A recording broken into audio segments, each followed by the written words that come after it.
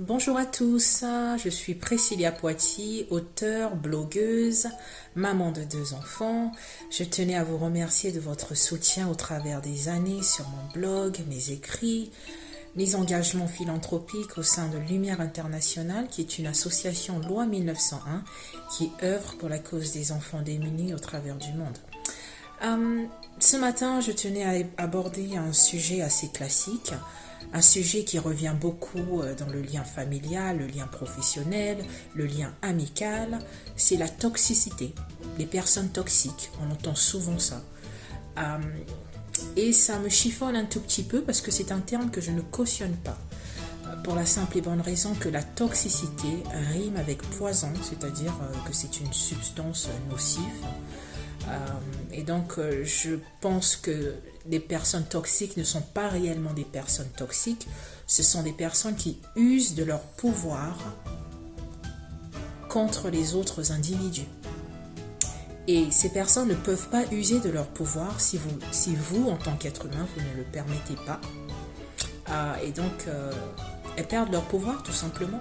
Lorsque vous établissez des limites, lorsque vous évitez de vous chamailler avec ces personnes, parce que lorsque vous vous chamaillez, vous perdez le contrôle de vos émotions et donc vous ne pouvez plus maintenir votre colère.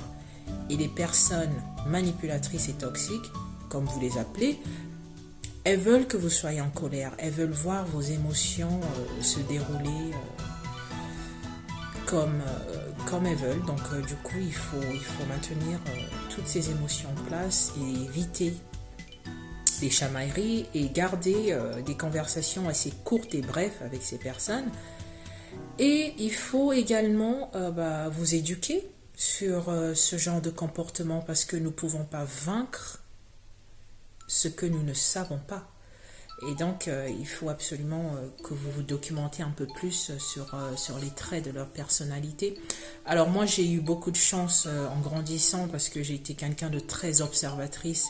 Et donc, j'ai pu déceler un peu les comportements des êtres humains et j'ai pu voir les différentes classes sociales. Je suis issue d'une classe sociale très haute et puis ensuite je suis descendue dans une classe sociale très basse et donc mes rapports avec les êtres humains sont très divers et j'ai appris en fait à tout simplement mettre des limites sur ce genre de situation et vous aussi je pense que vous aurez assez de force pour pouvoir le faire et encore je vous remercie et bientôt il y aura un tirage au sort pour un article qui va bientôt paraître.